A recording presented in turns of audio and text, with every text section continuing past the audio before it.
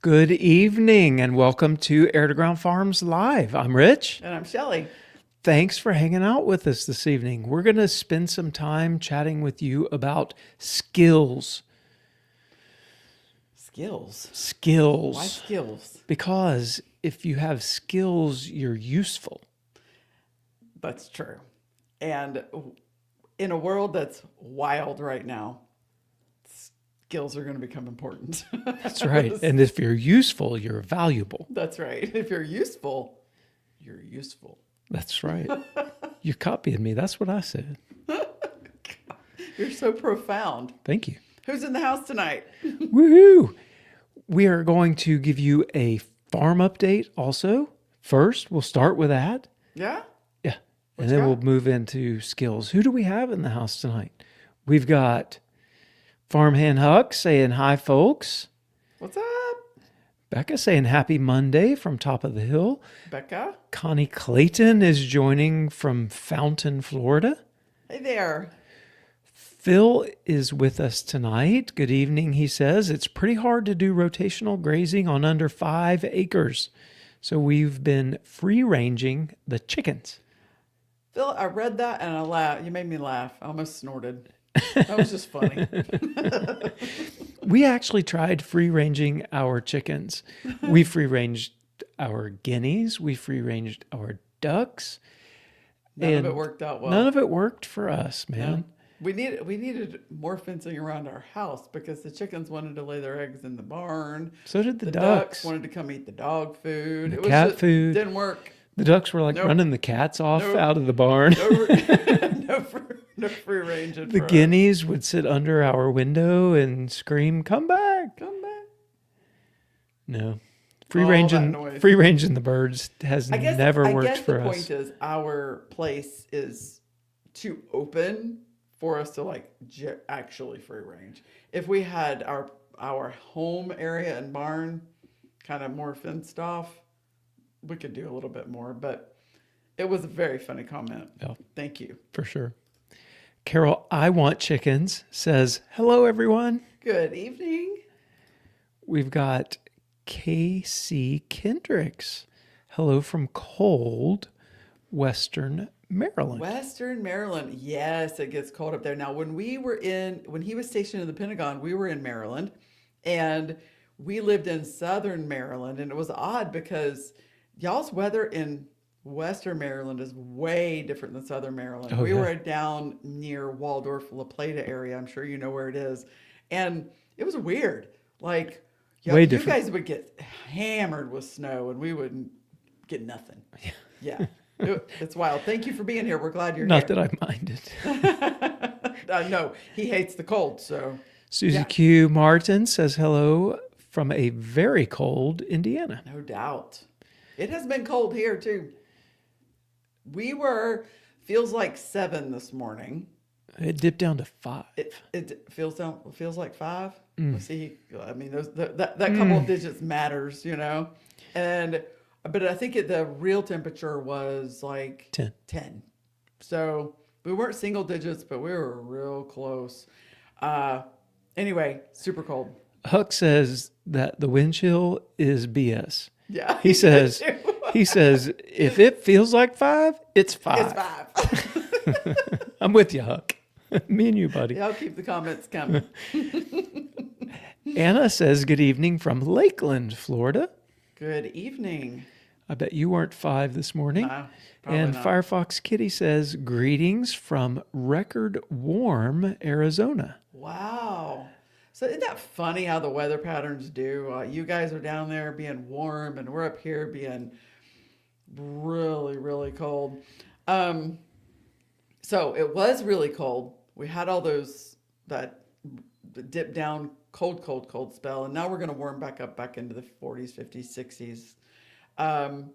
And we were like, literally, I felt like I was like holding my breath and squeezing my body together because like all my body, because Artie, our milk, one of our jerseys is due to calve soon, like any minute. Like by the calendar today. Today by the calendar. And I'm laying there in bed last night going, please, please do not Hang on to that baby. one more day. Hang on to the baby one more day. And she didn't have it. So we're good. We're still baby watching, and the weather is going to warm up and everything's going to be fine. Yeah. So we're tick tock. Anna says 57 now, down to 47 for my low tonight. Oh, wow. Cool. Not bad. I think we're going to dip below freezing again tonight, and then it's going to start the warming I'll tell trend. you why we talk about the weather every single week is because I've never been more affected by the weather. He has. Oh, yeah. Because he was a pilot, weather was the most important thing, because if the weather's too bad, you can't even do what you need to do. And if the weather's good, it makes it better. Well, then we get into farming, and I used to just my weather was, I walked outside and it was what it was. And then we start farming, and he starts giving me this weather brief every day, every morning, 5:30. And he starts telling me what the weather's going to be. And I'm like, why are you telling me the weather? Because it matters. Mm-hmm. In farming, it really matters. We have to make whatever adjustments, whether it's super, super hot, and we're going to have to take way more water to the chickens, or super, super cold, and we need to disconnect some water hoses or whatever needs to be done. So in farming, not only did it rain, did it not rain, is it hot, is it cold, but what systems do we need to tend to? It really, really matters. Yeah. And so I don't get to be so lackadaisical anymore about the weather. Yeah. And that's why we talk about it. If it was an accident for calving in the cold. No, it wasn't. So we only have a couple of dairy cows. And I get it. We don't want to calve in the cold. We don't want any babies in the cold. But we needed her to calve again. And based on the timing of when she did last time, in order to get her back into milk production, we needed her to go ahead. And we had to sort of take the risk on getting her back into milk. And we were hoping that, mid-December, it's sort of hit or miss. Yeah, because our weather is hit or miss. I never would want February or the end of January. Dear Lord, no. But we've had some calves. We've lost one calf on our farm, knock on wood. But it was stillborn. We're pretty sure. It was really cold, but we're pretty sure it was stillborn. And outside of that, they've done really well. Mm-hmm. And so we were sort of taking a little bit of a risk on the weather patterns. And since we're mostly okay in December, we decided to go ahead and do it. We needed her a milk. Yep.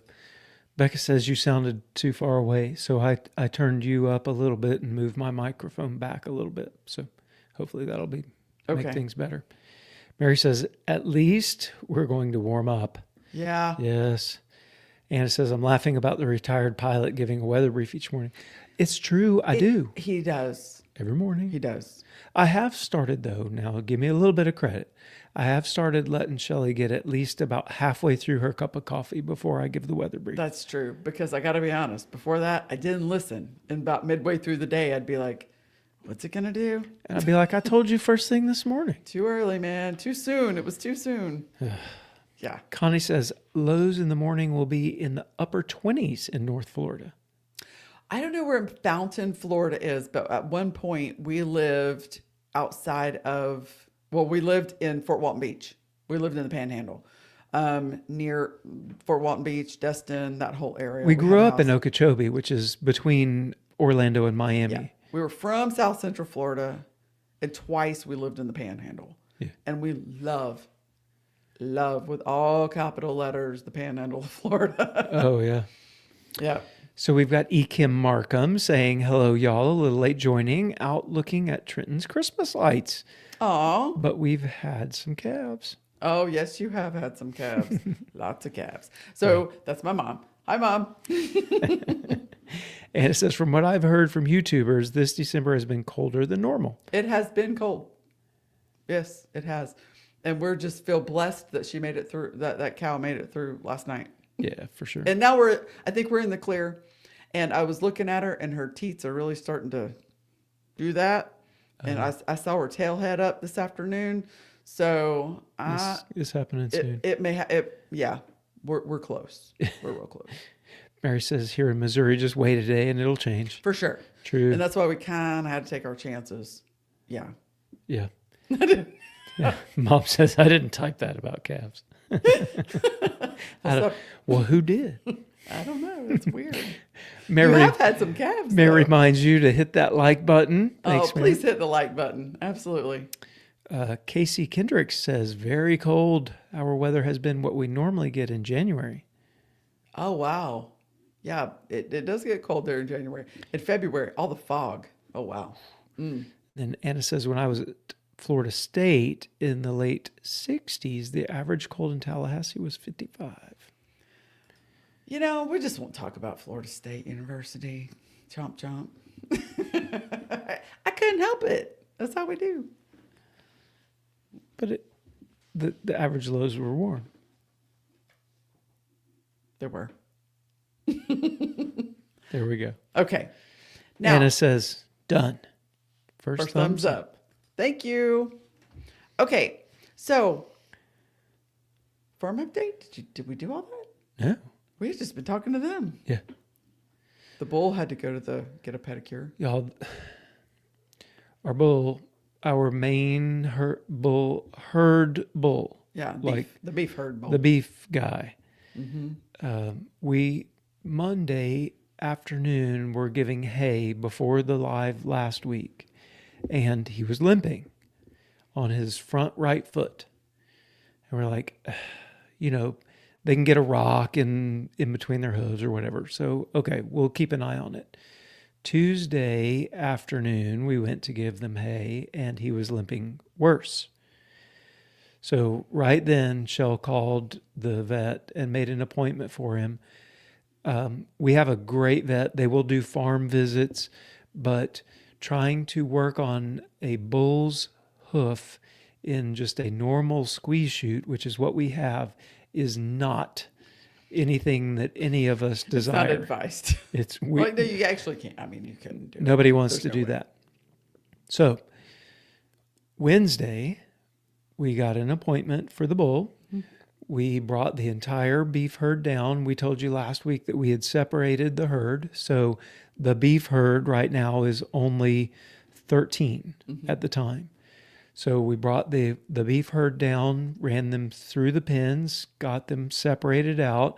I wanted to take the bull, and then we were going to take two heifers to see whether or not they were bred. We're going anyway. Yeah.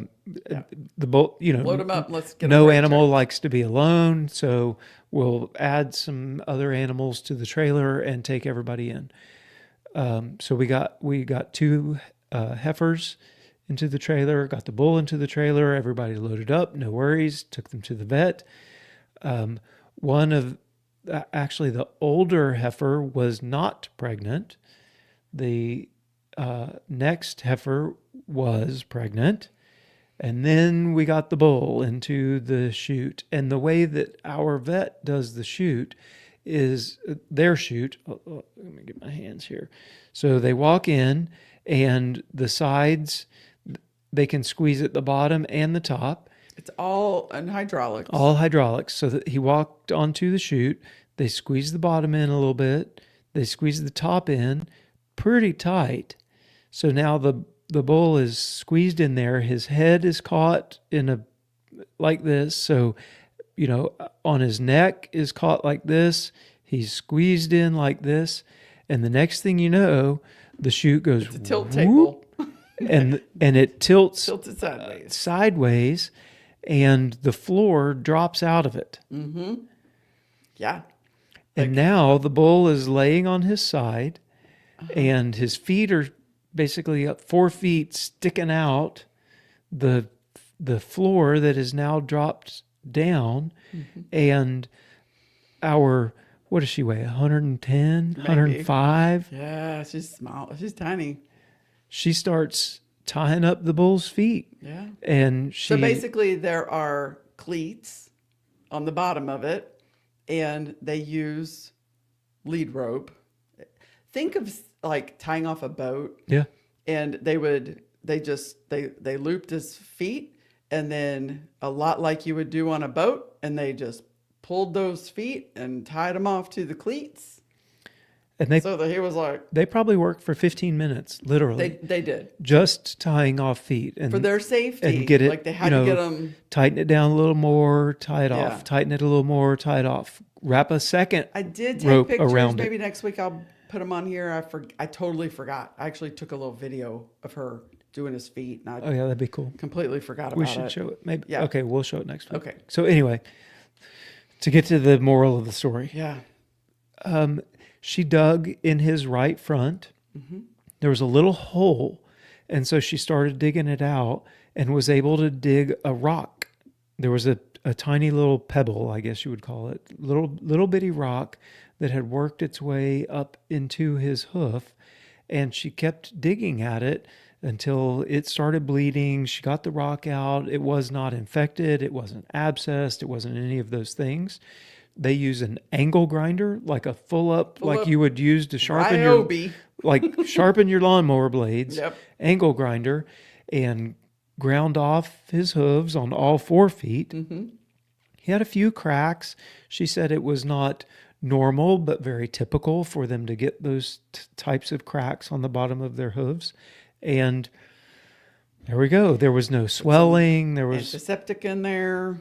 some Stuff. copper, whatever. I'm not a vet, but she did things, put some stuff in it, and said that it should be okay. No He's indication still that, limping, though. no indication that there was anything like bone wise. Right. Like nothing was swollen. Nothing. And she moved and mashed, and they've got these tongs look like what you like old days used to pick up ice with. The big things like that. Clamps. Except they're like basically like my fingertips. They're not sharp. And she would mash on all the different parts of his hooves all the way around to And see she if didn't see any inflammation in any of his other joints or in his leg or anything. But he is still limping. But she said he could for a few days, and we're gonna keep an eye on him. She didn't. Sometimes they'll put a block that's almost like a plastic sole, and they use adhesive and put it on the bottom of it. And she didn't think it was bad enough for that, so she didn't do that. But he is still limping. We're keeping an eye on him. If we need to take him back, we will. On the heifers, one was bred, one was not. The one that was not, if I had to pick, it went the way I would pick. Yeah. Because one was one of our beef heifers that we really wanted bred because she's absolutely gorgeous. And the other one was one of our crosses. And so if I had to pick one, I wanted the beef one. Yeah, I the wanted one the that- red Devon to be actually bred. the one that wasn't bred it was like half dairy, half beef. Right. And so she went into the pasture now, the flurred. She joined the flurred. So she's in the pasture with the other feeder cows, basically, and the sheep. And then our bred heifer is back with the beef herd. So that worked out really well. Yeah, it did. It did. So there's a couple of comments on this. Oh. Let's see. Susie Q says, I've watched the Irish vet here on YouTube that do that to cows. It is so interesting. Yeah. They can get into trouble with their feet. They can. Yeah. They can. And then Anna says, your bull got lucky. You caught it before it got infected. I'm glad you didn't wait. Well, Yeah, us too. And we'll keep watching it, because she didn't block it or like keep him. I mean, what if poop gets in there, and now it's open, it was bleeding, but she did put the stuff in there. He just needs to heal. I probably am just over worried, but one of the things she said was that a bull with a little bit of a limp on his front foot is really not an issue, because when he mounts a cow, it's really his back feet. Mm-hmm. And because his back feet were fine, she was like, she wasn't as concerned with him. Right. So, it's very dramatic. They're very dramatic. I mean, he weighs probably 15 at least. 1,600 pounds. Yeah. And so when they limp, it looks awful. There is a lot of drama There's there. a lot of drama in those. Yeah, for sure. The flurred we mentioned to you guys last week, the flurred's doing great. I would say now that we have The beef herd separated the sheep now with the feeder beef.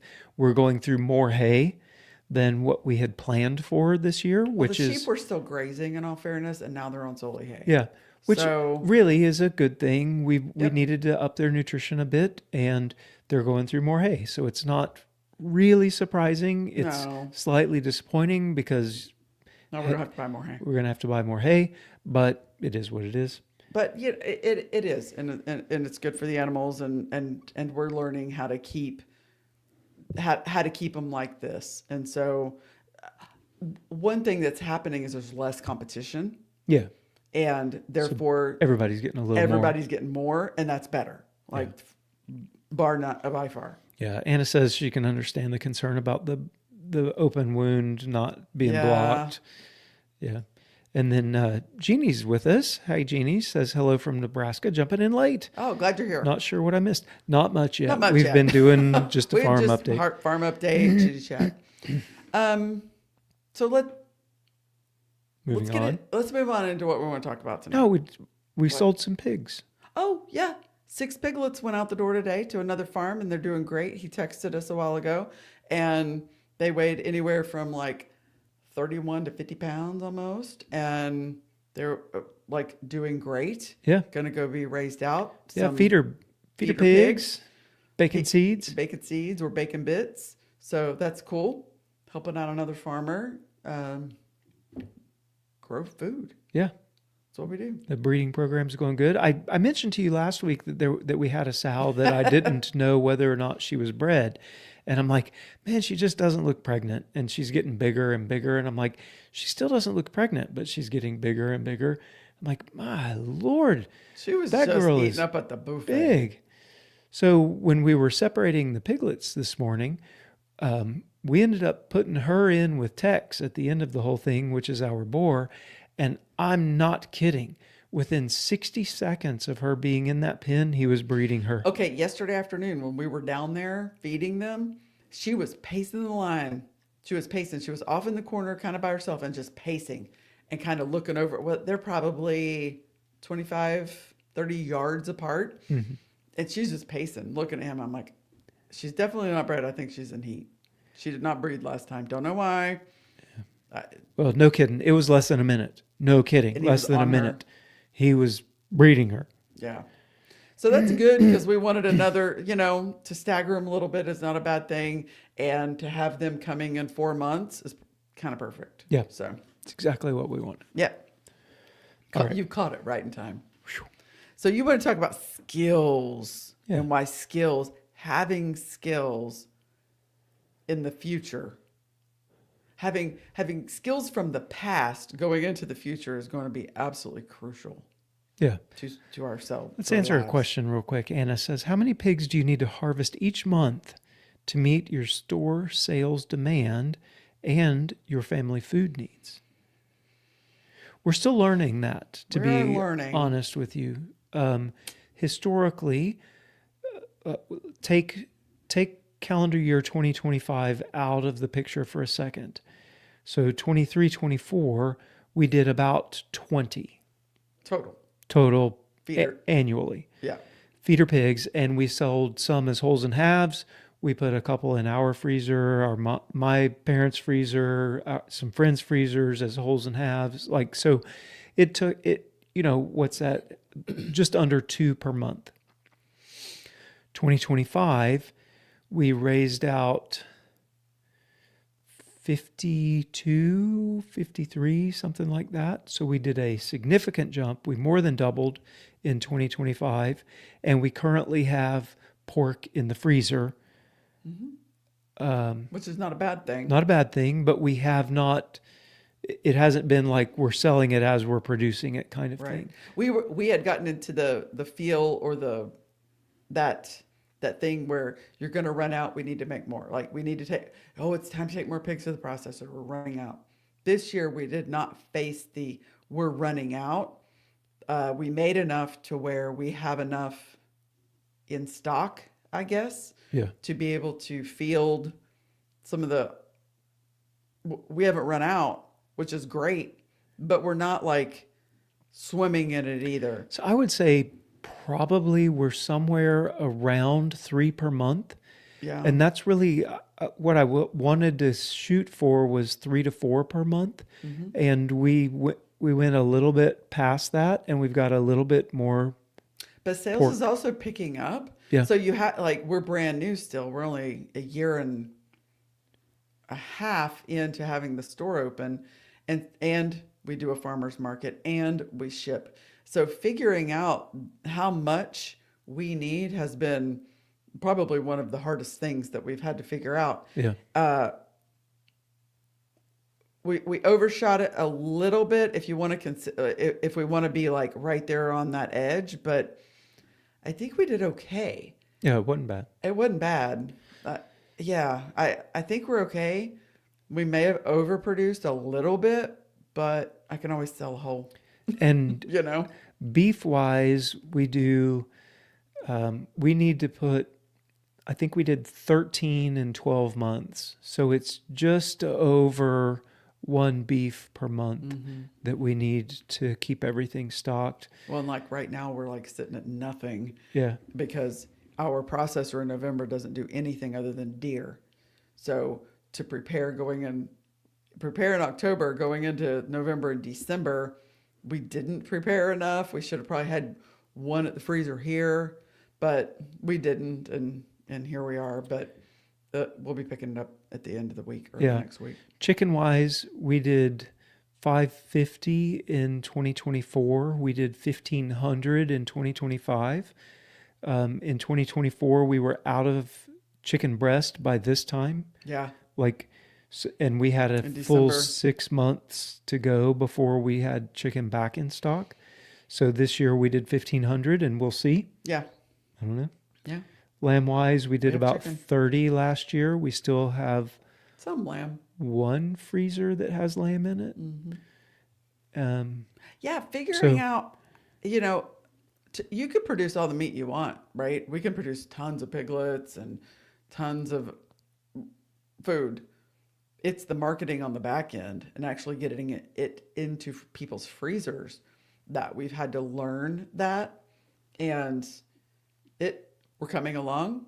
I think we 3x'd our production or our revenue from last year. So it's coming and it's working and people are loving it. It's yeah. just for us learning the throttles. Yep. Yeah.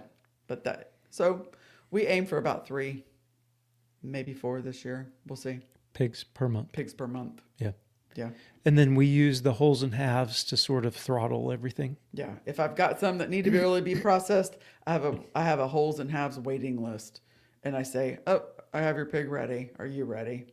And that it takes care of them. Yeah. And then the rest of it's sold as retail cuts. Yep. All right. So moving on to tonight, we'll talk about skills. We pretty much wait. What? What? Wait. How do you figure out how much meat to buy for just 2 to 3 people? Oh, that's I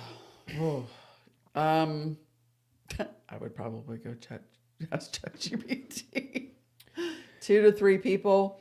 I would do a half a hog every 6 months. And it sounds like a whole hog a year, but pork doesn't last quite as long in the freezer. So if I was doing just pork, I would do a half a hog, see what my usage is, and then up it as needed. I would do a half beef I would do a half and beef. then a half hog at a time. Right. And I think you'd be sitting pretty Beef good. and lamb last a lot longer in the freezer than pork does. Ground pork, the big chunks last just fine. Yeah. But I would start with halves and see how much, and then chicken. How much chicken do you eat? And then take that. How many chickens do you need per week? So if you like one chicken a week and you toss up some leftovers with it or whatever, then you would need 52. If you don't really eat a whole chicken a week, then say, half of that. Yeah. And kind of just determine how much you eat. So we've talked to you guys before. We do a pretty good job. We try real hard to keep up with what's happening in the world of artificial intelligence. It was very important to me at my last job when I was in the Air Force, to keep up with technology and where things were going. And we've just sort of kept that going. So we are up to date within a day or so of what's happening with artificial intelligence, and things in our world are changing significantly and rapidly. And that's why we wanted to talk a little bit about human and being human and skills that you possess as a human that will take at least time before a robot or any kind of artificial intelligence will be able to move in. Yeah. So here are some facts, and some of the patterns that we are seeing and noticing. Uh, AI is replacing and reshaping. And a lot of you are retired, and so it's not going to affect you in this way, but it is either replacing or reshaping white collar work. So if you use a keyboard, a mouse, and a monitor or video screen, your job is on the chopping block. With the new Chat GPT release that just came out, it can 71% of the time, it does that job better than the human at 11 times the speed and 1% of the cost. So you can see that companies who use white collar workers who clicky clicky, typey typey, thinky thinky, you can see why those companies are going to shift towards something that's faster, more economical, and Better. oftentimes, most of the time, better. It's just a reality. Like in a lot of ways, I hate it. It sucks. Like, a lot of these kids have gone to school to learn how to do things, and it's now irrelevant, and they're going to have to retool themselves. The jobs are becoming like more abstract, more digital, and certainly more unstable. Debt, inflation, and fragile supply chains are a problem. People are realizing, though, that they don't know how to fix anything. They don't know how to work on things. We don't know how to do manual things because we were told, go to college. Go get yourself a job that pays good, that you don't have to break your back with, right? Yep. Go get yourself a white collar job. Go get an education. Go teach. Go learn how to do things that are not sweat equity. They don't cost so much sweat. Unfortunately, we're not moving away from that. And the white collar jobs that we all went and learned are now going to be taken over. And technology is advancing really, really fast. And we just need to pay attention so that we can make adjustments as humans to the world around us. Yeah, so the reality is jobs are going away quickly. Really quick. Very quickly. And what we see from the folks that we've been watching, and we try to watch the bleeding experts in all of it, you're talking about jobless numbers that surpass what we had during the times of the Great Depression. So that's one of the worst times, though, that we can think of, at least, when you look at what happens with a large scale job loss, what happens with, whatever your service isn't needed anymore. Mm-hmm. And that leads us to like, okay, well, let's look at what happened during the Depression. Mm-hmm.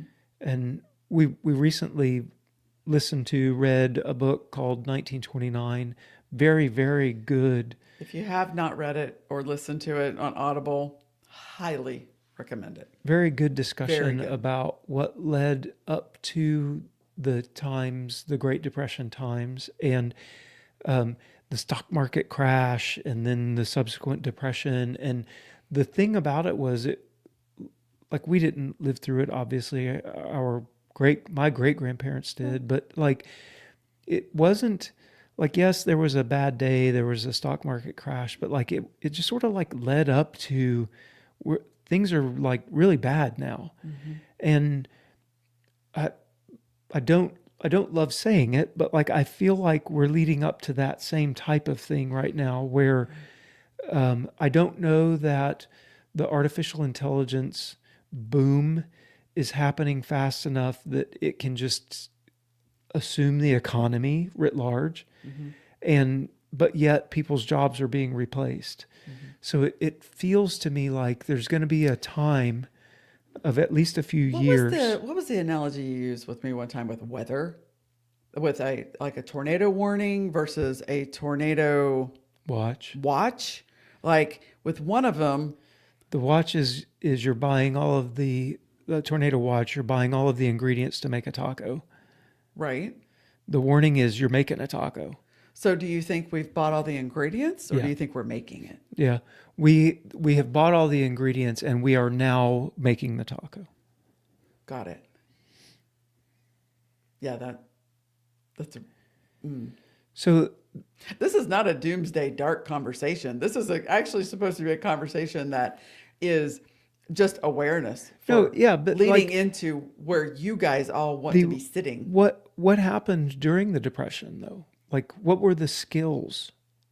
You know, if we look back at skills, Mm-hmm. what what was useful? What could people do? Right. And does that translate to today? Like, because I think that that's the closest analogy that we've got to look at. Well, the people with skills, the people who were farmers, even if they were sharecroppers, they still ate. Right. The country song, we were so poor we didn't know the stock market fell. We didn't know Right. because they still were eating. They had skills. The people who are working in the cities and like factory workers, you're crammed in the cities, and you know how to do the one thing that you do at your factory, and now you don't have a job anymore. That's a bad place to be Yeah. because you've kind of lost your skills because or never gained them or traded them in.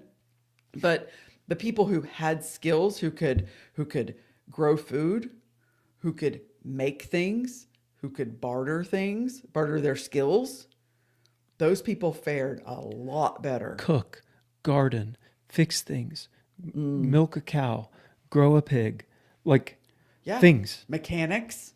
fix things. Yeah. Actually, tangibly do the thing. Right. Yeah. So we think that it's pretty important Paramount.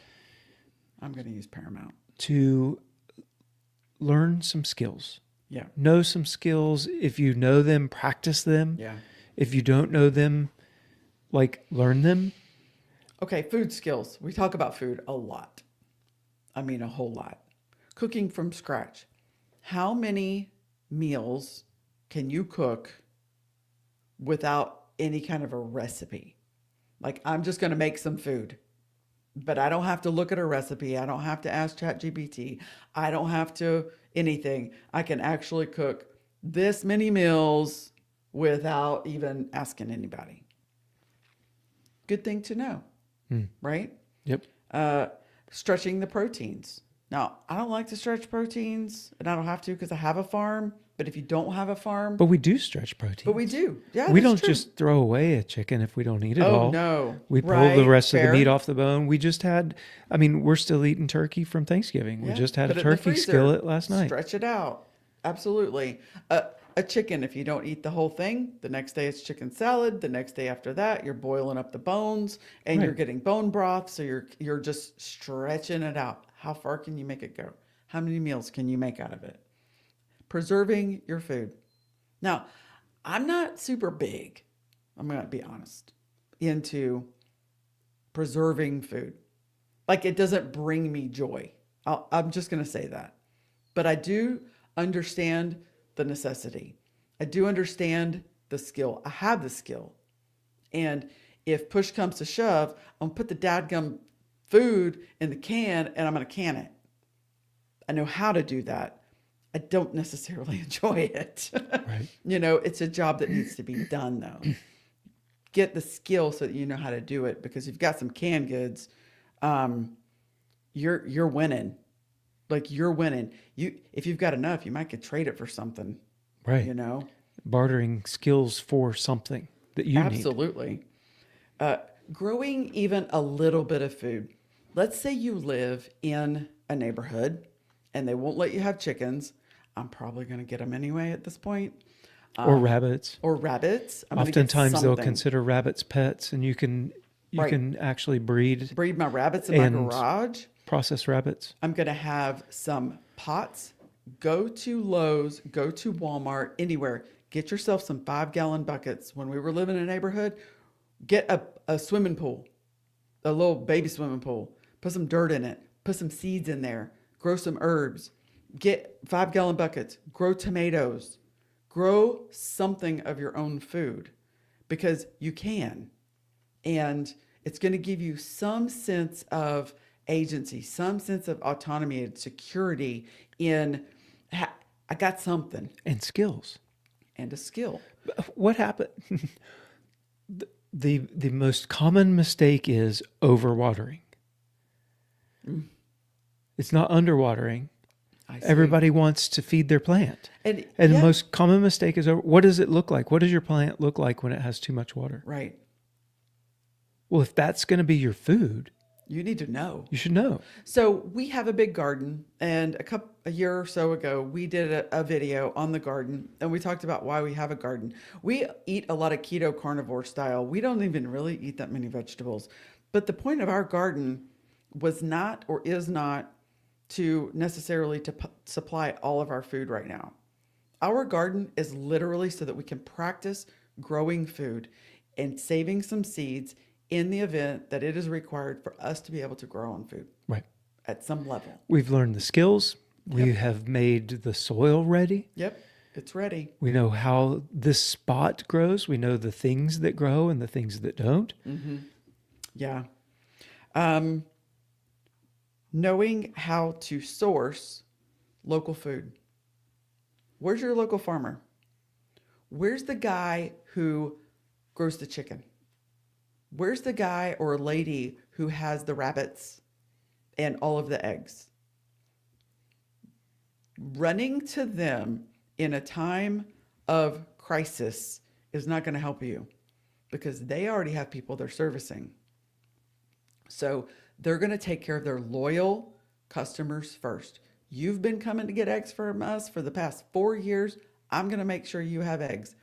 You, ma'am, I've never seen your face before, and now all of a sudden you need eggs. Well, I have a finite supply, and I'm going to make sure that my people who we've been farming together here, we've been doing this food relationship for the last couple of years, I'm going to make sure they're taken care of. Like, I can tell you, I have people, I am going to make sure they're taken care of.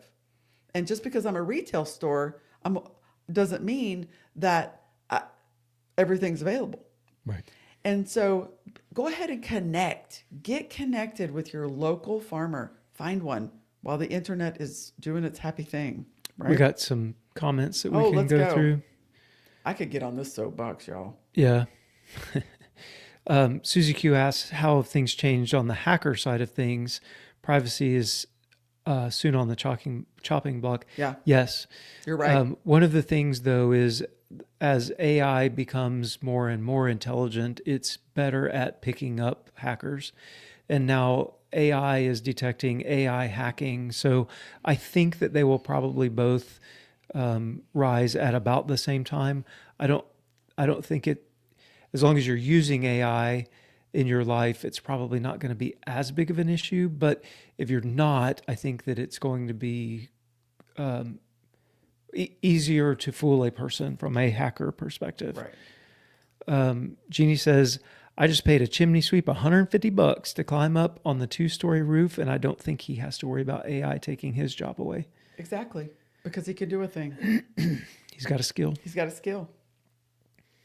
Mayor says, I got my butt beat more than a few times for taking things apart to see how they worked. Yeah, right. Good. Sorry about your butt beating. Yeah. You know how they work. Susie Q says, the sad thing about what happened for us to come out of the Depression was World War II. Yeah. Yeah, and that's the thing. And we talk about that too. We talk about a lot of things, y'all. But, if you turn on the news, all wars are bankers' wars. All wars are bankers' wars. We're in a lot of debt right now. And we're in a lot of debt. And I can tell you all the stuff that's happening off of the coast of South America and all that equipment sitting out in the middle of the Caribbean. I'm sitting here going, well, must be time for a war. And having done Air Force and fighter pilot and all of the things that you did, like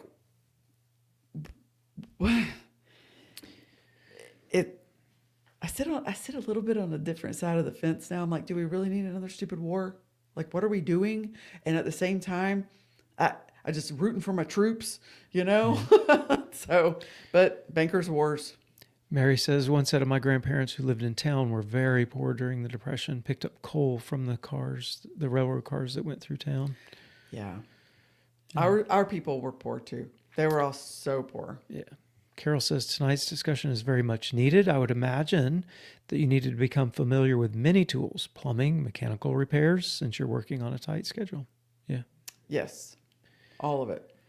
Mary says, hard to type on the phone. The other set of grandparents were farmers and had chickens and cows, etc. My dad was an only child, so he ate well growing up in the Depression. Yeah.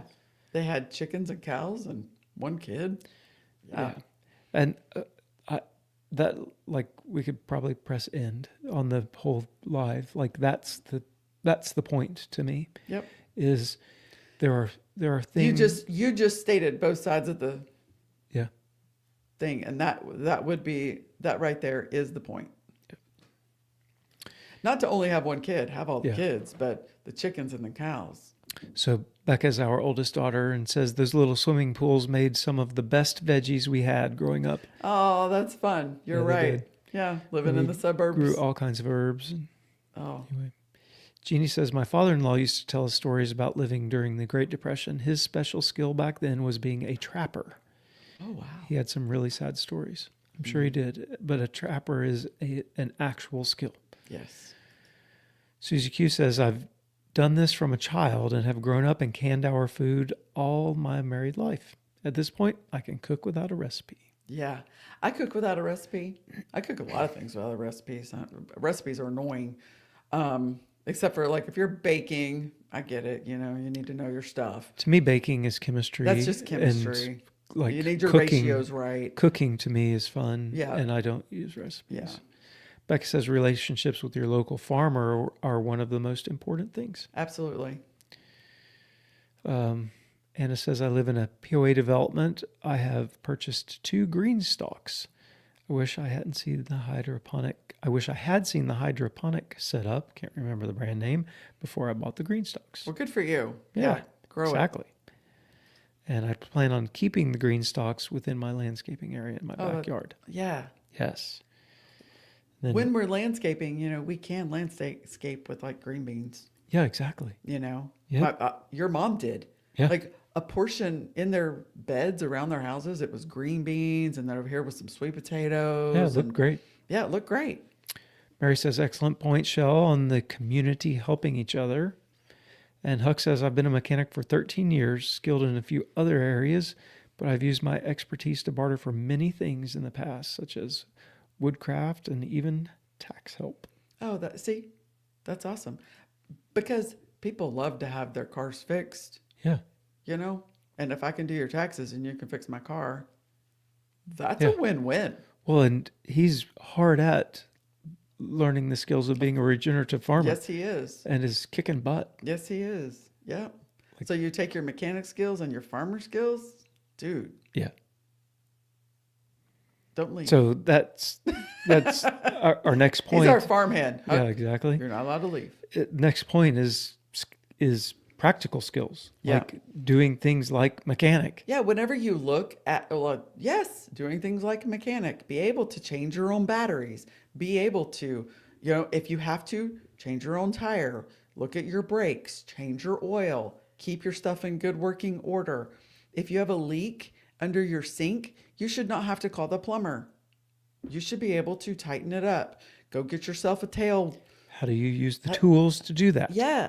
How, we've remodeled houses and built this one, and I learned so many skills about how to run plumbing, how it needs to be, going downhill, and where to put the P trap, and all kinds of fun things that I I could fix it myself. In fact, he would have to deploy and go do things. And one time, my mother-in-law called me, and I was head down, upside down, behind the washing machine. I don't know, fixing something. And Yeah. because be able to fix things for yourself. Of course, it's going to get to a point where you go, it's beyond my skills. But most of the things that go wrong in our life are not major. Most of it we could fix ourselves if we had a few skills. Yeah. And that's why, like, the YouTube channel, Hey Dad, Yeah. is Oh, so Dad, how do I fix Dad, that? how do I fix that, or Yep. whatever it's called. Dad, how to fix It's that? so popular, Yeah. because it's just little things that, well, we were looking at how do I put a hole in drywall? How do I hang a picture in drywall? Yeah. Had over 3 million views. Yeah, that's wild. I'm like, are you kidding me? Nope, it's not. Yeah. Solving physical problems. Being able to look at something, recognize what the problem is, and be able to solve it. I don't care if it's duct tape and a zip tie. Be able to solve the problem. Make the leak stop. Yeah. Uh, Community skills. So things like we've mentioned, like bartering. uh-huh. Yeah. And there's something to it, right? Like, I spent a little bit of time in an African market, not long into the Air Force, and it was a very interesting thing because you shop much differently at an African market than you do in the United States, and things in an African market cost what they are worth to you. So what I pay for something is probably different than what you pay for something, because we have to come to an agreement between me and the shop owner as to what that thing is worth to me and what it's worth to them. And that agreement is probably different between Shelley and I as to what that product is worth. And it was a very interesting thing. And It's all about the haggle. when you're bartering, like, I can fix your whatever car, and you have firewood. Like, now it's not just, well, it costs $300 to fix the car, or I get $300 worth of firewood, right? Like, there's an actual art to it. There is some skill involved there in what is what I have worth and what is what you have worth, and then being able to come to an agreement between two humans as to what that thing is worth that you're bartering I have a whole about. chicken. You have plant starts. How much whole chicken? How many plant starts do I need to get Right. for this whole chicken? So it's not just, well, I'll trade you this for that. Bartering's easy. It's actually not. Yeah, you got to There's know actually the value, something there. the value Yeah. to that person, and the value to you, and the value of the thing that you hold, Yeah. whether it's a skill or a thing. And teaching people how to do the thing. A lot of YouTube channels are doing that. Kevin and Sarah from Living Traditions Homestead have a fantastic YouTube channel that basically does nothing but teach people how to take care of themselves. Yeah. So teaching other people, if I teach you how to milk a cow and you teach me how to change the batteries in my car, that's cool. That's really cool. Yeah. And helping one another and just being useful to other people. Yeah. We've got some comments. Carol says, even though I don't grow my own food, I have stopped during apple season and picked up bushels of apples so I could make my own food. Awesome. Oh, y'all got some apples up there too. Beautiful. Take care of Beautiful. yourself. Yes. Susie Q says farmers need to know mechanical things because fixing tractors has to happen on a farm. Yeah, all the mechanical Absolutely. things. Yep. Your mom says, let me know when I need to go to Missouri. Oh, okay. And it says, one important thing that I've noticed on the farming YouTubers is that the ability to fix and maintain their machinery is paramount. It really is. And it has a whole lot to do with just the economics of a small farm.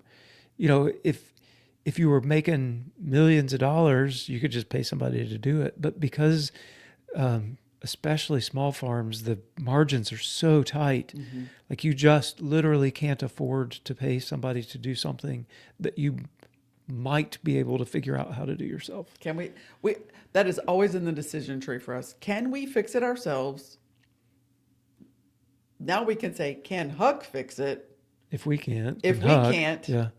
and if not, then we'll take it to somebody. Yeah.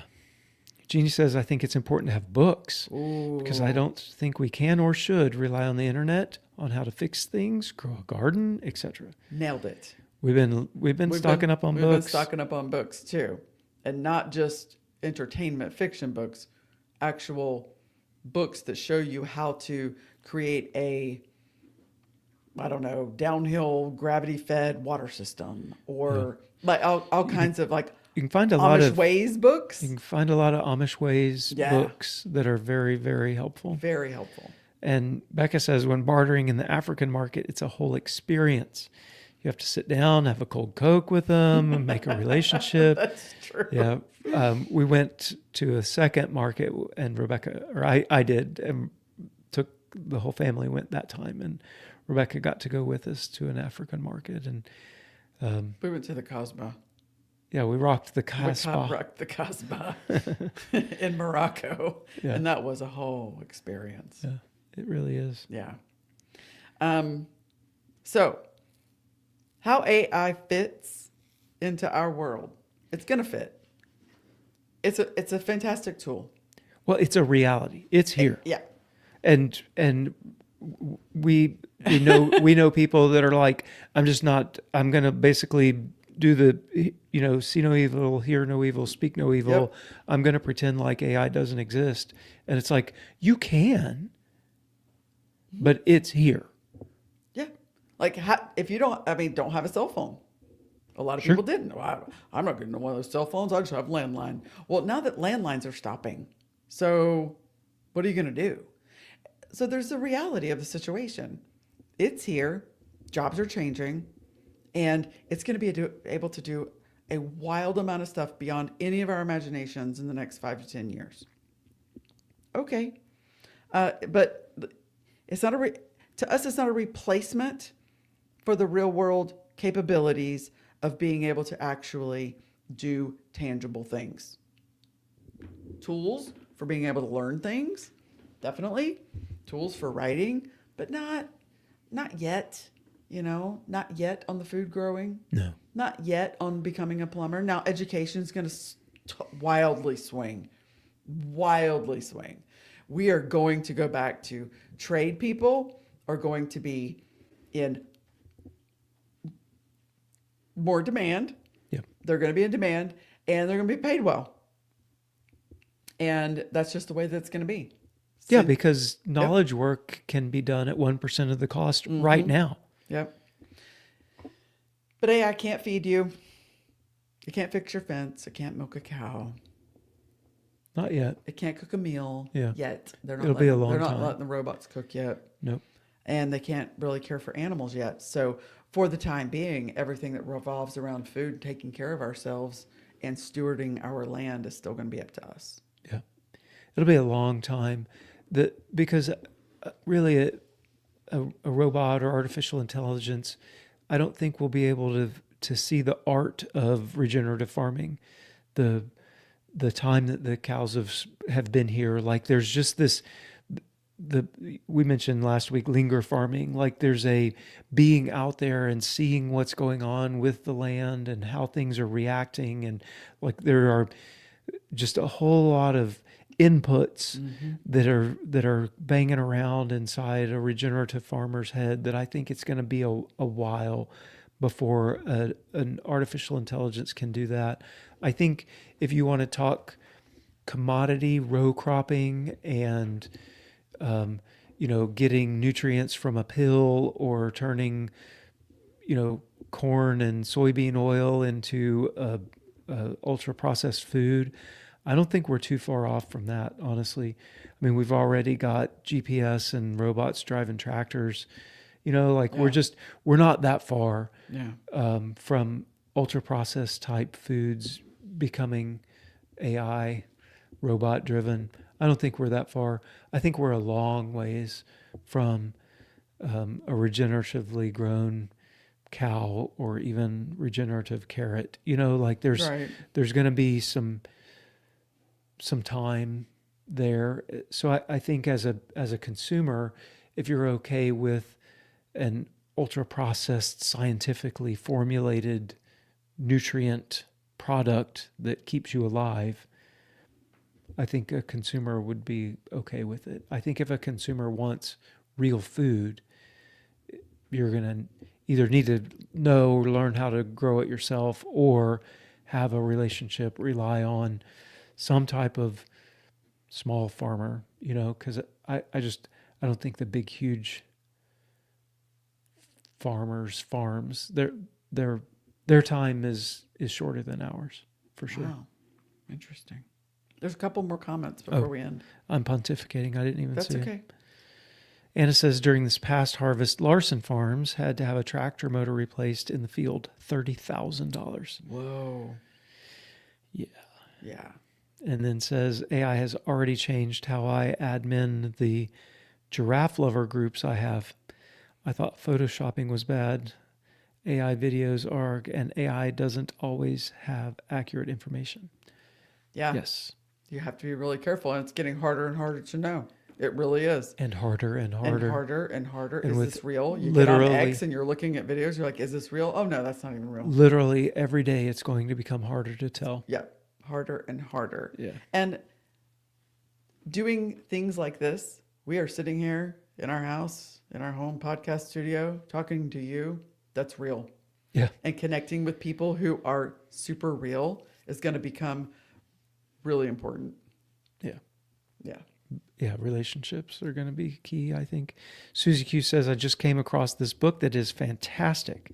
The Backyard Builder's Book of Outdoor Building Projects Oh, cool. by the editors of Rodale's Oh. Practical Homeowners, 125 Projects. Nice. It is so good. Okay.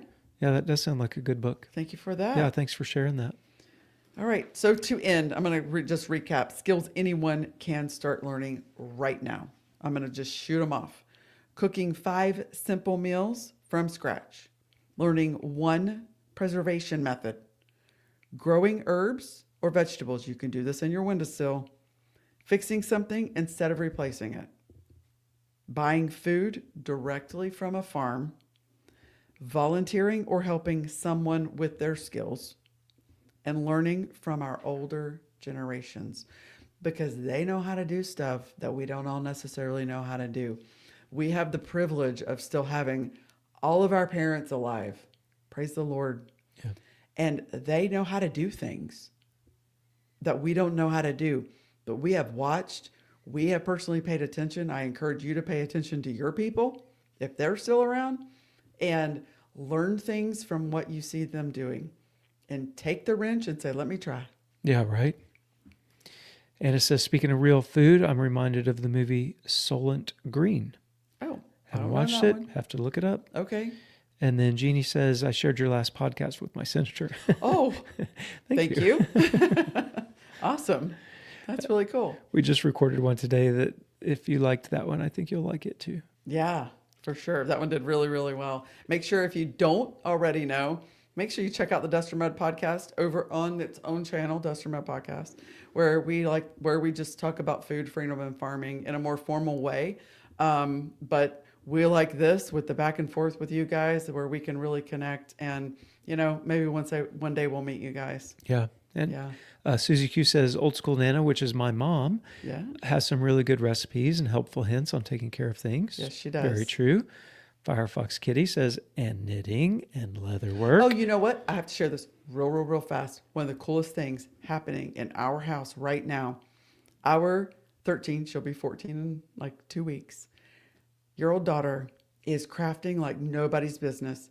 She finally decided, I'm just going to do it. And we bought her a sewing machine about 2 years ago, and it was a little intimidating for her. But now she's a little older and she's learned a few things. You've sat down with her, your mom sat down with her. She has YouTube. And girlfriend is sewing and making all kinds of artistic clothes. And it's wild to watch her. She can crochet, she can turn nothing into something. Yeah. And it's a skill. And I couldn't be more proud of her. Yep. We've got Jeannie says Solent Green is awesome. Phil says, good night, guys. Good Thanks night, for Phil. sharing your thoughts. Anna says, Shelley, keep up the cooking videos. I've found them interesting. Oh, cool. Thank you. Cool. Homestead Jude says, sorry, missed you. I'll watch later. Yeah, backplay it. Anna says, you have never seen Charlton Heston in Solent Green? No. No. It's a must watch and learn. Okay. Okay, we will. There we go. All right. Well, thank you We've guys got for some hanging homework out to do. with us. We really do appreciate it. Absolutely. And until next week, Yeah. bye, y'all. Bye, y'all.